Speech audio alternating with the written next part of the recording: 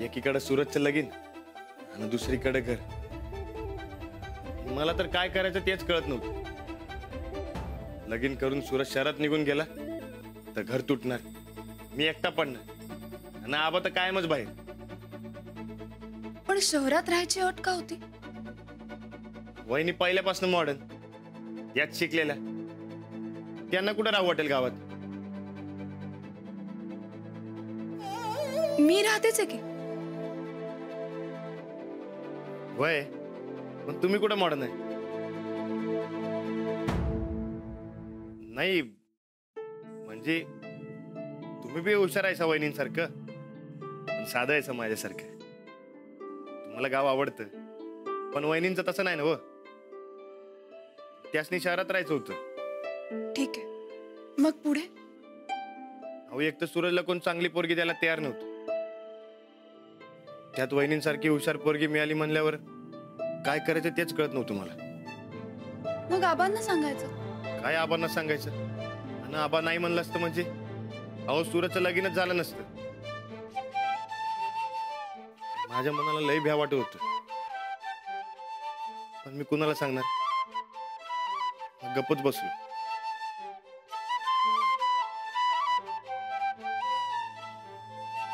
धूमधडाक्यात लगीन झालं. त्यांची बी वरात आपल्यासारखीच निघाली. वाजत गाजत वहिनी घरात आल्या. लक्ष्मी घरात आली म्हणलं आबा लई खुश झालं. माझ्या मनाला एकच भ्या वाटत होत, घरची लक्ष्मी आज जाती का उद्या. मग काय जीव मुठीत धरून बसलो मी. वहिनी घरात नवीन म्हणून त्यांच्या समोर जायचोच नाही. आबांनी बी खुश होऊन खवाडा त्यांच्यावर सोपवला होता आणि झालं बिंदास. मग लग्नाच्या 8व्या दिवशी वहिनीने त्यांचा काय तो निर्णय सांगितला.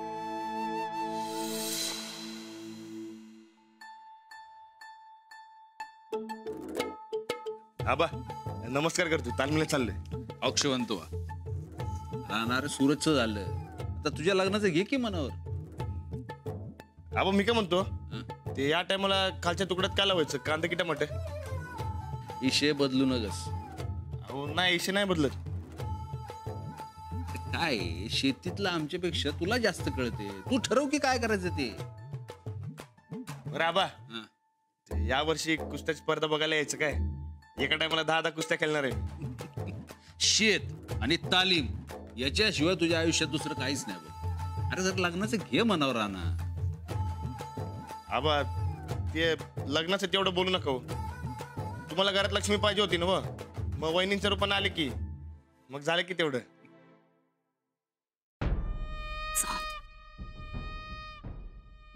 अरे असं किती दिवस खेड्यात ठेवणार आहे समाजनी? आबासनी समजून म्हणजे का सोपं आहे वे? ते काही नाही, डायरेक्ट जाऊन सांग म्हणावं आम्हाला मुंबईत जाऊन राहायचंय. सांग. तुझं सांग पाहिजे तर. अरे हे बघ, आम्ही आमची अट लग्नाआधीच सांगितली होती का नाही? आता जर तू जाऊन नाही सांगितलंस तर आम्ही आमची बॅग भरू आणि डायरेक्ट माहेरला जाऊ बघ. पण बिन काही नाही, जा जाऊन सांग म्हणलंय ना. बघ आबा येतो. आबा बोलायचं होतं सर. अरे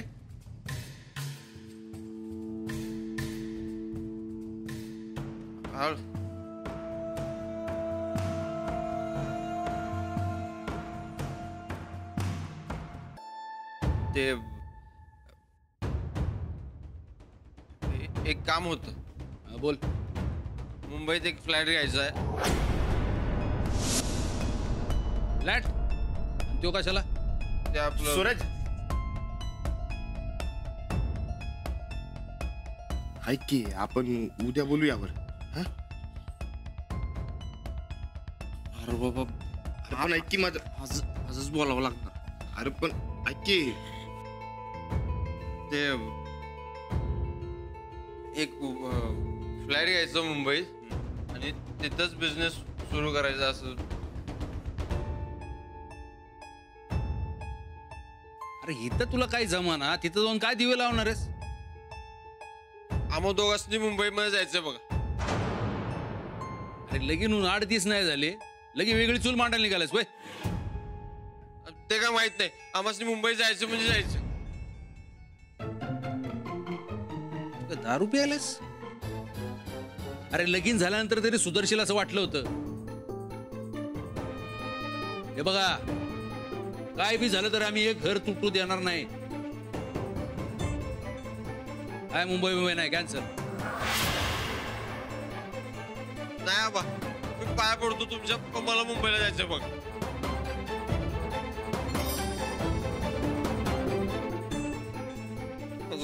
मुलगी काहीतरी. हा हो वहिनी, तुम्ही हे घर सोडून जाऊ नका सर. असं घर येगळवणं बरोबर वाटत नाही. पहिले हे घर सुन सुन होत. तुमच्या रूपानं घरात लक्ष्मी आली आणि तुम्हीच घर सोडून गेला तर या घराचं कसं होणार? तसं ना पण वहिनी पण बिन काय नाही.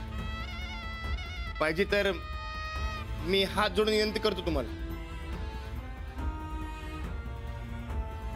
या गावात जगातलं तुम्हाला काय बी सुख पाहिजे असेल ते मी स्वतः आणून देईन. समजा तुमच्या मनासारखं होईल बघा. पण तेवढं घर सोडून जाऊ नका सर. या गायकवाड घराला लक्ष्मीची गरज आहे. अहो तुमची गरज आहे. राणा असं काय होणार नाही. जाऊ दे की बाबा मसली मुंबईला. तू गप्पी जरा.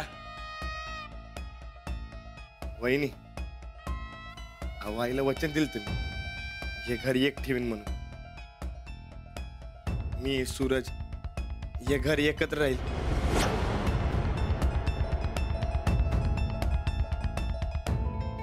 आईला दिलेलं वचन कसं मोडायचं?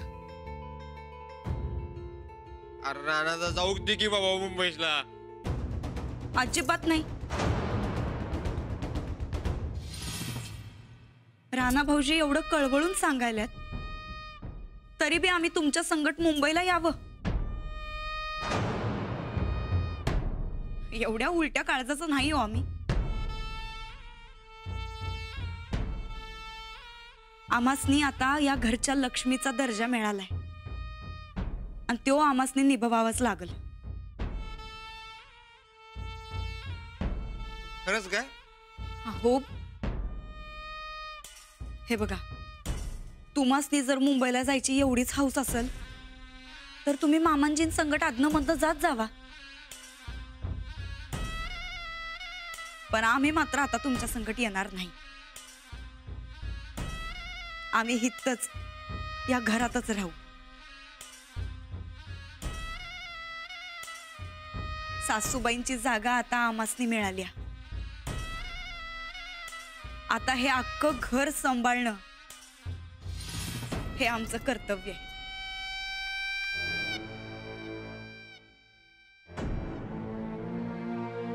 ये शिक जरा यांच्याकडनं. अहो पण कायम डोक्यात आईश करायची विचार असतात. सुनबाई हा आता तुम्ही आलाय सर तर याला बी जरा ताळ्यावर आणा. मामांजी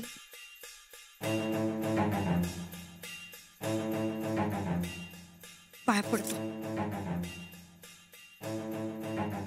तुम्ही काय बी काळजी करू नकासा.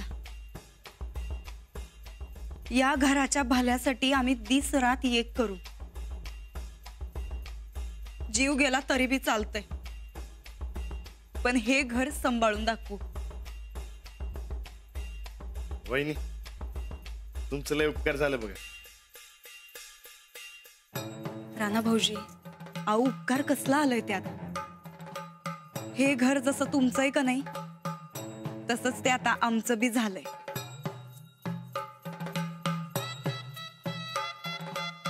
हा या घरात नवीन आहे म्हणा आम्ही. सासूबाईंनी एवढं तर नाही जमणार आम्हासनी.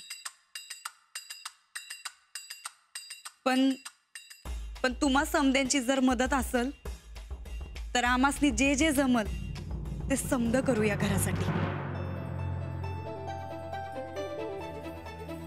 वहिनी, तुम्ही काय बी सांगा, युवराना कायम तुमच्या मदतीला आहे बघा. अहो, तुम्ही तुमच्या इच्छेचा त्याग केला या घरासाठी आणि थांबला. तुम्ही आईची जागा घेतली. इथनं पुढे मी तुम्हाला आईचा दर्जा देईन बघा.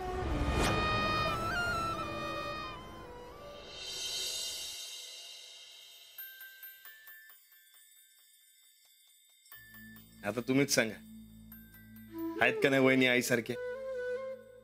अहो, आईने जसं घरी एक राहू म्हणून आटापिटा केला असता, तसंच वहिनी करताय.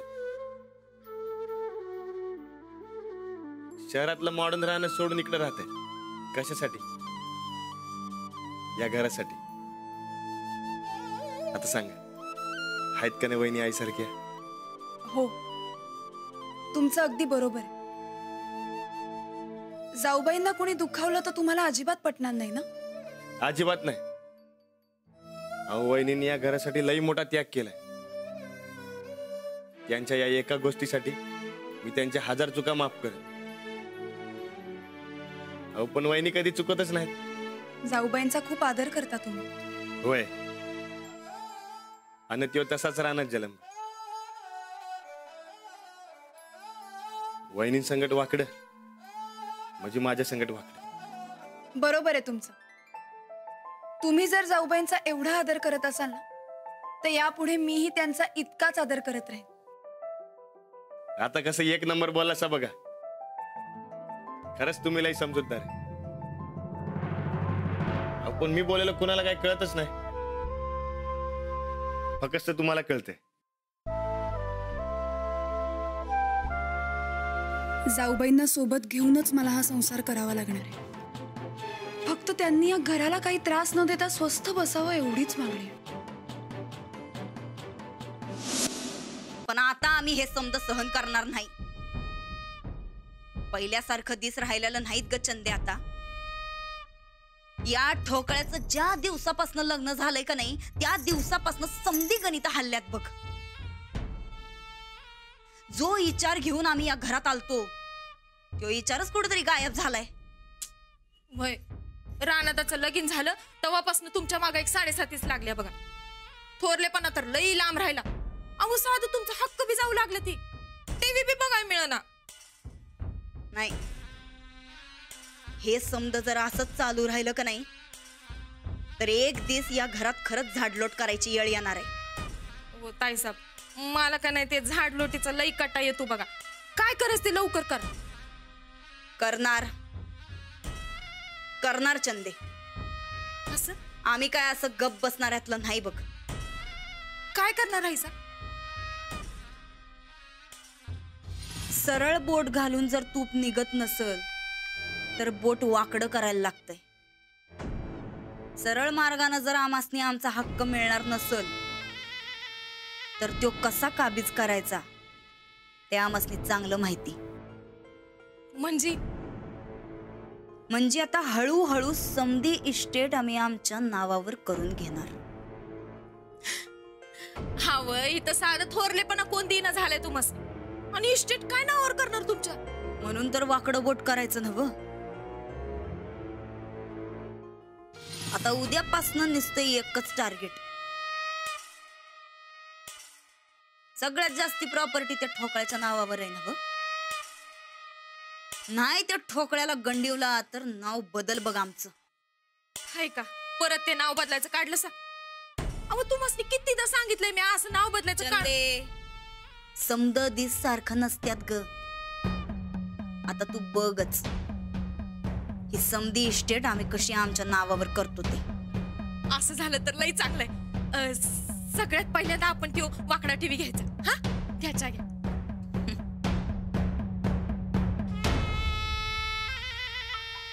गार चहा पाचती भाई का आमासनी. चल जा गरम करून आण जा.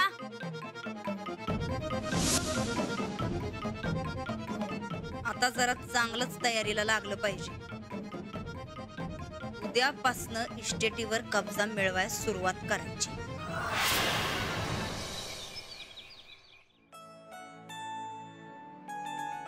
हो सुनबाई, तुम्ही का घर झाडायलाय? घरातलं काम स्वतः केलं की घर आपलं वाटतं आणि तेवढाच शरीराला व्यायामही होतो. बरं बरं, ते राहू द्या. या पेपर वाचून दाखव. या या लवकर.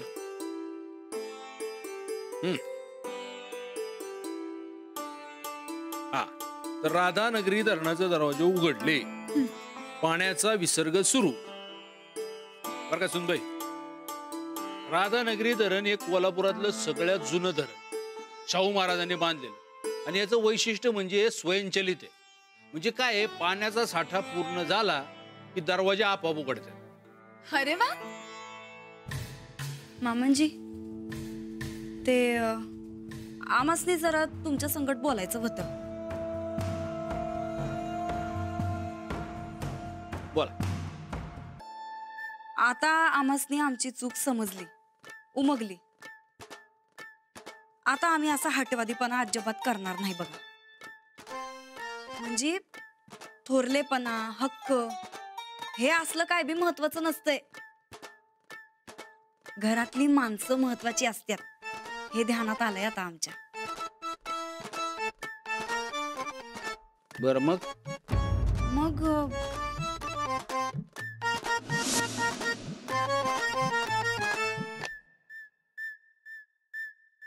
मग काय, आम्हासनी बी पेपर वाचून दावा की आम्ही बी ऐकतो.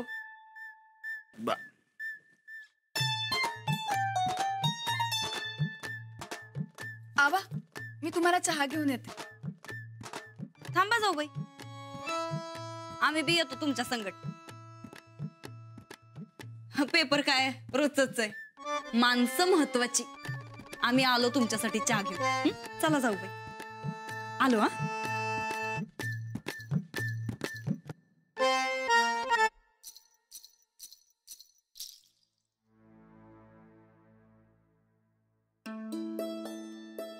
अवी काय सून घातली आमच्या पदरात.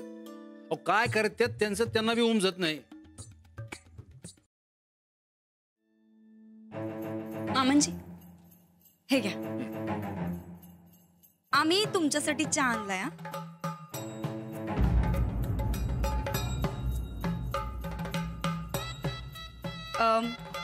आता पेपर वाचून दा.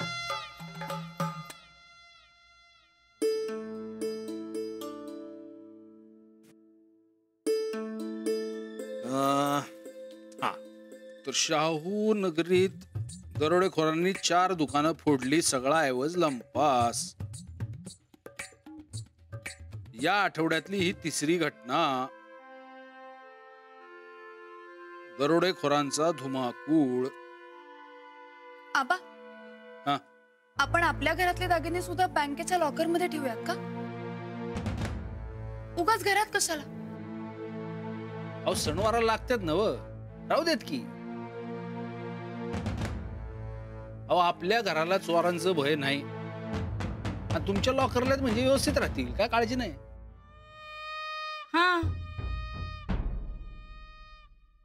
एकदम बरोबर आहे मामनजींचं. आणि तसं बी तुमच्या खोलीमध्ये तुमच्याशिवाय दुसरं कुणी येत जात नाही, तेव्हा तसं काय काळजी करायचं काय कारण नाही बघा. नाही तसं नाही, पण माझं मलाच ओझं वाटतं. अहो जाऊ बाई, त्यात कसला लय वज. आता बघा, समद्या किल्ल्या तर आमच्याकडच आहेत. करोडोच्या जमिनीचं कागदपत्र, 7-12 जे काय हाय नाही ती समधी कागदपत्र आमच्याकडे सांभाळायला दिल्यात. दागिनं फक्त तुमच्याकडे हाय ना व, मग तेवढं बी सांभाळणं होईना झालंय वय. सांभाळतील त्या, तुम्ही कागदपत्र सांभाळा. सुनबाई, तुम्ही अजिबात काळजी करू नका. अहो गायकवाडांच्या घरात चोरी करायची कोणाची बी हिंमत होणार नाही. ठीक आहे, तुम्ही म्हणाल तसं. अंजलीबाई, ओ अंजलीबाई. आबा, मी आलेच. या. तर मामनजी, ते आमचं हे बी उठल्यात का नाही ते बघायला पाहिजे बघा. पती परमेश्वराची सेवा हीच खरी सेवा आहे हे आमच्या ध्यानात आलंय. आता आलो आम्ही, यासनी उठून येतो. हा,